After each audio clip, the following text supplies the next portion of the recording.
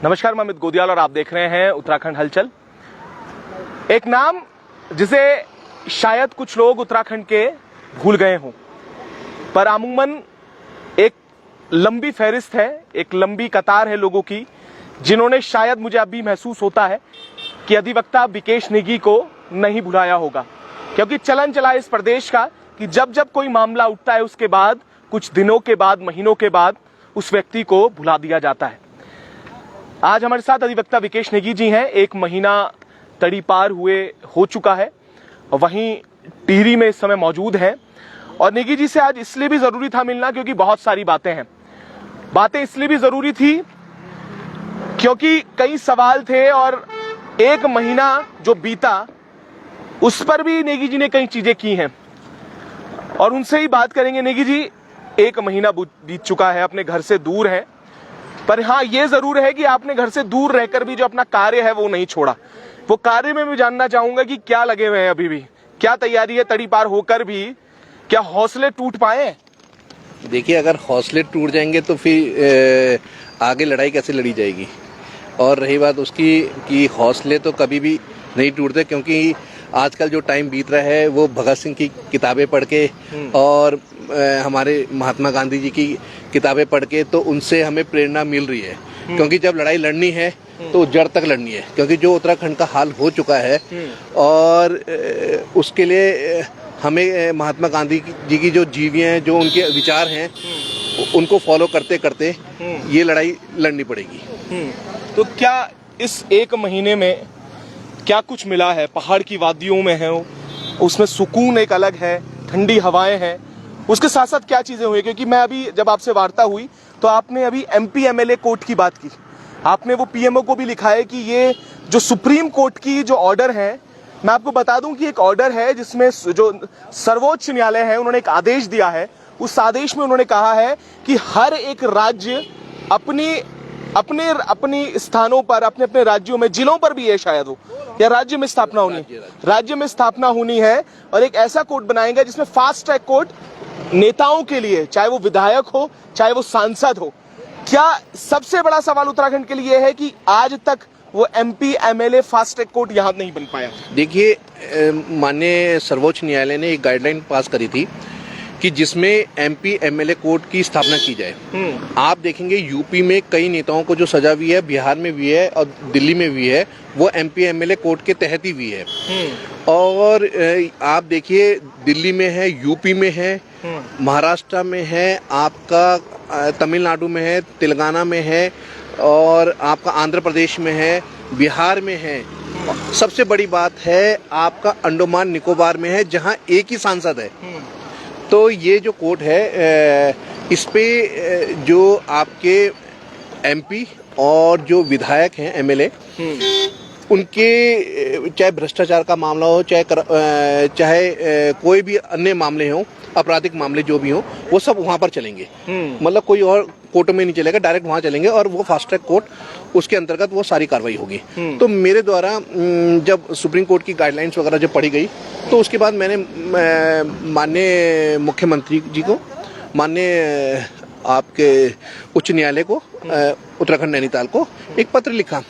उसके 10 से 15 दिन के बाद फिर मैंने दोबारा जो पत्र लिखा, PMO को लिखा, लॉ सेक्रेटरी को लिखा, लॉ मिनिस्ट्री को लिखा, लॉ सेक्रेटरी उत्तराखंड को लिखा, गवर्नर, प्रेसिडेंट को लिखा कि ये ऐसे करके मेरे सुप्रीम कोर्ट की गाइडलाइन के अनुसार यहाँ पर उत्तराखंड में भी ये कोर्ट लागू की जाए।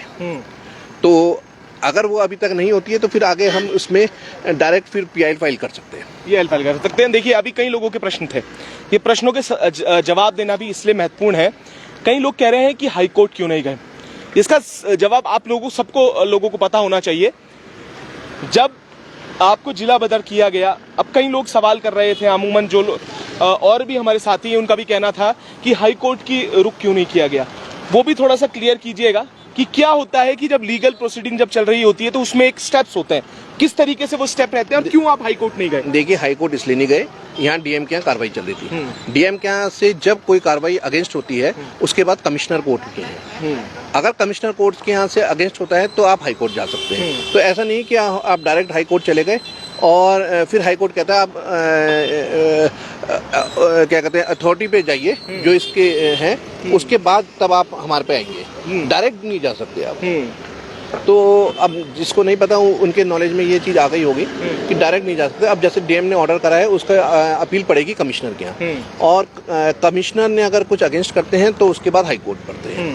ये बिल्कुल। और आपको मैं बता दूं कि जो लोग अभी जुड़े हैं या जिन्हें बिकेश नेगी जी के बारे में अब भी लग रहा है कि ऐसा क्या हुआ कि तड़ीपार जैसी बड़ी और गुंडा एक्ट में इन्हें देहरादून से जिला बदर कर दिया गया, मैं आपको बता दूं कि एक सबसे बड़ा मामला जो शायद पूरे देश के लिए और मैं कहूंगा पूरे विश्व के लिए एक बड़ा मामला था, जिसमें इन्होंने घोटाला खोला, जिस घोटाले का नाम था सैन्य धाम, जो 5वां धाम बन रहा है उत्तराखंड में।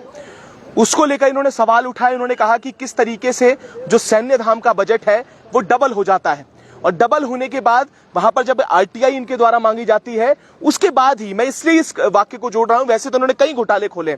नेगी साहब, ये भी मैं आप जरूर जानना चाहूंगा क्योंकि लोगों के अलग अलग मत थे। उन्होंने कई चीजें देखी, उन्होंने बोला कि आप मामलों को क्यों जोड़ रहे हैं, वो एक अलग मामले थे। ऐसा क्या हुआ कि अचानक ही गुंडा भी विकेश नेगी हो गया, अचानक वो प्रॉपर्टी में घपले वाला भी हो गया, अचानक सारी चीजें मिक्सअप हो गई?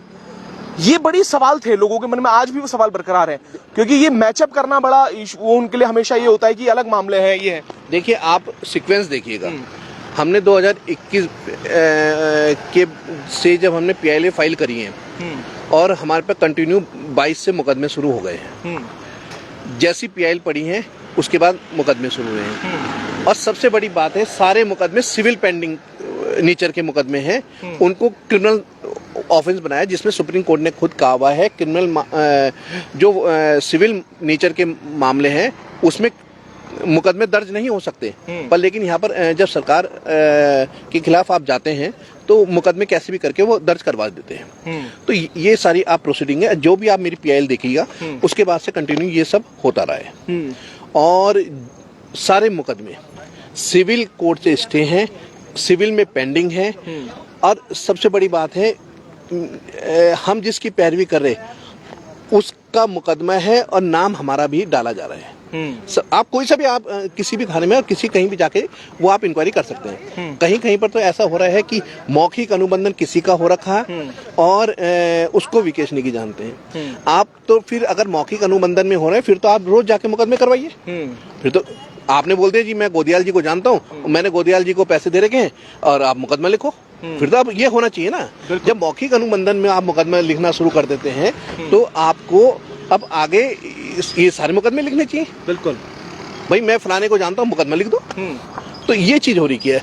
ये सब स्टार्ट हुए हैं जब पीआईएल फाइल हुई है, और पीआईएल जो भी फाइल हुई है हमने सरकार को बेनिफिट करवाया है। भाई, सॉल्टर हाउस की है, हमने कहा कि जो मीट बिक रहा है बिना लाइसेंस के और बिना टेस्टिंग के बिक रहा है, बिल्कुल, तो लोगों के स्वास्थ्य खराब है, हो जाएगा। उसके आप देखिए, दूसरा नगर निगम के जो सॉल्टर हाउस है तो रेवेन्यू भी नगर निगम को आएगा, गवर्नमेंट को आएगा। सीनियर सिटीजन का हमने डाला है, तो सीनियर सिटीजन भाई कोई भी, चाहे अधिकारी हो चाहे कोई हो, एक ना एक दिन बूढ़े तो होंगे। बिल्कुल, वो सीनियर सिटीजन उन सबके लिए है, मेरे अपने के लिए कोई नहीं है। क्रिकेट खेलने वाला है, जो उत्तराखंड के बच्चे खेलेंगे उनके लिए है, वरना कोरोना के टाइम पे 35 लाख रुपए के केले बिक गए। बिल्कुल, तो ये घपले नहीं है। और बच्चों को खिलाने के लिए क्या क्या हो रहा है वो सब आपने देखा। फिर उसके बाद चाय बगान का है, चाय बगान का गवर्नमेंट को मिल रही जमीन, मुझे कोई मिल रही? बिल्कुल, गवर्नमेंट को मिल रही है। सीलिंग की जमीन गवर्नमेंट की है, गवर्नमेंट को मिलेगी, मेरा क्या लेना देना? भाई, मेरा एक सच्चे नागरिक के और उत्तराखंडी होने के नाते मेरा ये दायित्व है कि मुझे अपने प्रदेश को बचाना है। बिल्कुल। अब सवाल ये है, फिर हमने जो डाला है, क्या नाम है उसका, हमने डाली थी आप उसकी बच्चों, अभी तक ये किसी को ये नहीं पता है कि जो हमने पीआईएल फाइल करी है उसकी भर्ती घोटाले की, वो अभी पेंडिंग है और सीबीआई की हमने डिमांड करी हुई है। तो उसके लिए हम हाई कोर्ट में लड़ रहे हैं, ये अभी तक किसी को पता नहीं होगा। लोग सोचते हैं कि वहां पर वो धरने में बैठ गए, वो हो गया। असल लड़ाई हम कोर्ट में लड़ रहे हैं। बिल्कुल। क्यों? उसके लिए प्रशासन को ये लग रहा है कि ये लड़ रहा है, इसको करो। बिल्कुल। उसके बाद हमने डाली ये आपकी इसकी क्या नाम है इसका, हमने खोला ये वाला घोटाला गणेश कैबिनेट मिनिस्टर का, मेयर का। हमने यही तो पूछा कि ये आपने ये डिक्लेयर करा है, आपको इतनी तनख्वाह मिली, आप ये आगे बता दीजिए। हमने यही तो पूछा है कि आय से अधिक का मामला, जो आय से अधिक का मामला, हमने यही तो पूछा कि आपको तनख्वाह नहीं मिलती, ये सोर्स ऑफ इनकम कैसे? भाई अगर आप ये बताएंगे तो सब लोगों को पता लगेगा, वो भी कमाना शुरू करेंगे। बस सवाल यही तो है ना कि जी कि ऐसे सवाल करने वालों पे जवाब तो नहीं है, और ये हकीकत भी है कि आखिर क्या सोर्स ऑफ इनकम है और ऐसी संपत्ति कैसे हो जाती है। अगर ये फॉर्मूला लोगों तक भी पहुंचे तो सभी इस फॉर्मूले पे काम करेंगे। अगर ऐसा फॉर्मूला हो जाए कि अगर मैं अपनी पूरी कार्यकाल में 3 करोड़ रुपए कमाऊं और मेरे पे 30-40 करोड़ रुपए की प्रॉपर्टी आ जाए, तो शायद ये फॉर्मूला बड़ा गजब होगा पूरी जनता के लिए। यही तो हम पूछ रहे हैं कि भाई हमारे उत्तराखंड की जनता को भी वो कर दो, जो हमारा प्रदेश कर्जा लेके चल रहा है, कितने करोड़ों का जो कर्जा हो गया है, तो वो निमट जाएगा। भाई हमने कोई गलत, अगर कोई ये बता दे हमने कोई गलत सवाल वो करा है, रेज करा है, तो हम गुनहगार हैं। और हम तो ये भी कह रहे हैं कि भाई जो प्रशासक है नगर निगम का इस समय, उन्होंने आज तक 86 करोड़ का घोटाले को क्यों नहीं मुकदमा लिखवाया? बिल्कुल, विकेश ने की आवाज उठाता है तो उसके ऊपर मुकदमा लिख दो। 86, मैं तो बोल रहा हूँ 86 करोड़ का। ऐसे ही एक व्यक्ति थे जिनके कोई नेता है जिनके ऊपर अभी प्रॉपर्टीज के कई सारे केस लगे हैं, उनको तो शायद अब कई जगहों पे लगे, पर ऐसा क्यों हुआ कि विकेश नेगी पे तो लग गया और उन पे नहीं लग पाया? अब देखिए, अगर विकेश नेगी ने इतने मुकदमे उठा, इतने मैटर उठा दिए हैं कि अब सबको ये हो रहा है कि इसको कैसे भी करके करा जाए। भाई गुंडे की डेफिनेशन होती है समाज में भय। पुलिस की रिपोर्ट में कहीं कोई पब्लिक विटनेस नहीं है। समाज को भय किसका है?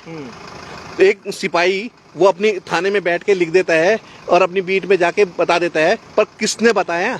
कोई एविडेंस नहीं, बस लिख दिया। और उसमें ये भी लिखते हैं विकेश नेगी कई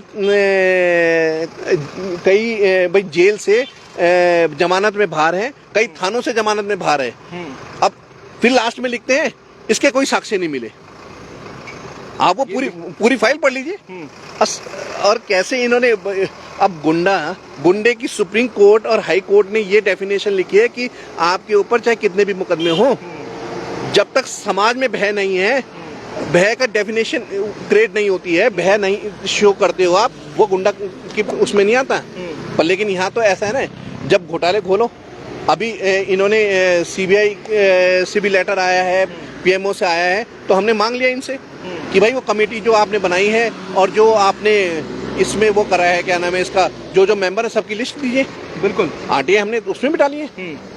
अब देखिए, सवाल ये होता है मामले को दबाना। ये मैं तो खुद ताज्जुब मान रहा हूँ कि लोग इस चीज़ को कैसे भूल रहे हैं कि जो शहीदों का ये प्रदेश है, जहाँ पर इतनी कुर्बानी हुई है, उनकी मिट्टी लाके उस जगह पे बनाया जा रहा है, उसको तुम भूल गए तो कितनी शर्म की बात है। बिल्कुल। और ये घोटाला किसका है? तुम्हारा ही तो पैसा है, हमारे प्रदेश का ही तो पैसा है, और सब लूट हो रही है। और किसकी हो रही है? जिसको भाई कौन कौन इसमें इन्वॉल्व है, कोई जांच नहीं हो रही है, पर लेकिन लिपापोती हो रही है। बिल्कुल, लिपापोती हो रही है। ये अपने आप में बड़ा सवाल भी है। और सच मानिएगा, ये देश सच में, ये प्रदेश हमारा जो है, कई शहादतों के बाद और कई शहादत दी है, शहादतों के बाद मिला भी है और आज भी निरंतर शहादत दे रहा है। और अगर सबसे पहले अगर सरहद में कोई खड़ा रहता है तो हमारे इस देवभूमि का जो बालक है, युवा है, जो व्यक्ति है, वो हमेशा इस बॉर्डर पर रक्षा करने के लिए सदैव तत्पर रहता है। एक सवाल है नेगी साहब, आखिरी सवाल करूंगा, क्योंकि आप गृहस्थ हैं और बच्चे आपके हैं और 1 महीना हो चुका है, और बहुत समय होता है गृहस्थ के लिए, बड़ा जिम्मेदारी भी होती है। 1 महीना एक लंबा समय हो चुका है कि आप अपने घर नहीं जा पाए, अपने वाइफ से नहीं मिल पाए, बच्चों से नहीं मिल पाए। किस तरीके का अनुभव है? थोड़ा इमोशनल भी है, क्योंकि होता है ये सारी चीज़ें, क्योंकि हम जब रोज़ घर जा रहे होते हैं, अपने माँ बाप को, अपने बच्चों को देख रहे होते हैं, या अपनी वाइफ को देख रहे होते हैं, तो किस तरीके से अनुभव है ये अभी? देखिए, लगता है बुरा, पर लेकिन क्या, अगर वो हमारी कमजोरी बन जाएगा तो फिर मैं आगे लड़ाई नहीं लड़ सकता। बिल्कुल। और इस चीज़ की प्रेरणा मैं जो आजकल उनकी किताबें पढ़ता हूँ ना, महात्मा गांधी जी की और भगत सिंह की मैं ला रखा हूँ, तो वो जो पढ़ता हूँ तो उससे एक अलग सी ताकत मिलती है। ठीक है, इन्होंने आवाज़ दबाई ना, लोगों को पता है कि क्या है क्या नहीं है, ठीक है। और आने वाले टाइम में मुझे और प्रेरणा मिलेगी और ताकत मिलेगी। इन्होंने देखिए, ये एक तरह से मेंटली शोषण तो है, मेरी आवाज को दबा नहीं सकते। आज भी मैं यहाँ से भी आरटीआई डाल रहा हूँ, यहाँ से भी डाल रहा हूँ, यहाँ से भी अभी पीएमओ को दिया है, और इसकी क्या नाम है आपका, सैन्य धर्म की हमने मांगी है, हमने पीएमओ को दी है। अभी मैंने लोकायुक्त की मांग ली है कि भाई अब तक क्यों नहीं बना। अगर अब तक लोकायुक्त बन गया होता तो सीधा मामले दर्ज हो गए होते। बिल्कुल, ये सच्चाई है। और बीजेपी के खुद अपने इलेक्शन के उसमें मैनिफेस्टो में ये लिखा हुआ था 100 दिन में, 100 दिन के अंदर। बिल्कुल। तो अब सवाल ये होता है, ये कहते हैं कि घोटाले नहीं हुए या कुछ नहीं हुआ, तो ये कहां से सामने आ रहा है। बिल्कुल। अगर लोकायुक्त होता तो अभी तक कईयों पे मुकदमे दर्ज हो गए होते। लेकिन मानिएगा कि 1 महीने का वक्त जरूर बीता है, पर हौसलों पर कोई कमी नहीं है। परिवार जरूर बुरा लगता है, पर परिवार कमजोरी नहीं है, ये बात विकेश नेगी जी ने कही है। और भगत सिंह और महात्मा गांधी को पढ़ते हुए अपने जज्बे को और संवारते हुए नजर आते हैं। सवाल यहाँ पर बहुत सारे और भी पीछे हैं कि उत्तराखंड की जनता और उत्तराखंड के कितने लोग विकेश नेगी जी को सही मानते हैं, क्योंकि इस प्रदेश में अलग अलग मत होते हैं, अलग अलग लोगों की अलग सोच होती है। हो सकता है कुछ लोग ये माने कि विकेश नेगी जी ने के साथ जो हुआ वो सही हुआ, पर उसके पीछे की कहानी उन्हें शायद ना पता हो। पर जो लोग उन्हें सही मानते हैं, उन्हें पता है कि क्या चीज विकेश नेगी किस चीज की लड़ाई लड़ रहे हैं और किस चीज को आवाज उठा रहे हैं। क्या वो उनके घर का 5वां धाम बनेगा, क्या वो इस प्रदेश का 5वां धाम होगा, वो पूरे देश का 5वां धाम होगा, जहां शहादत और जिनके घर से वो मिट्टी लाई गई है, उनकी जो कुर्बानियां हैं वो हमेशा याद रखी जाएंगी, वहां पर सजो के रखा जाएगा। पर वही वहां पर भ्रष्टाचार की बुनियाद पर अगर वो बन जाए तो अपने आप में कितना बड़ा दुर्भाग्य होगा, ये बड़े सवाल है। तो नेगी जी के साथ जितने लोग हैं, एक शेयर जरूर तमाम लोग करिएगा और ये महसूस कराइएगा कि वो लड़ाई अकेले नहीं लड़ रहे हैं। टीरी में बैठा हर एक व्यक्ति जो यहाँ पर है, उनके साथ कंधे से कंधा मिलाकर इस आवाज को उठाता हुआ नजर आना चाहिए। हम भी लगातार नेगी जी के साथ फिर से वार्ता करेंगे, कुछ नई चीजों के साथ, कुछ नए खुलासों के साथ। अभी तो कई आरटीआई बाकी हैं, अभी कई जवाब बाकी हैं, और सच मानिएगा जब वो कोर्ट आ जाएगा तो कई लोगों को अभी जब सजा होनी बाकी है। तो हम भी लगातार अपडेट करते रहेंगे, तब तक के लिए जुड़े रहिएगा और देखते रहिएगा उत्तराखंड हलचल।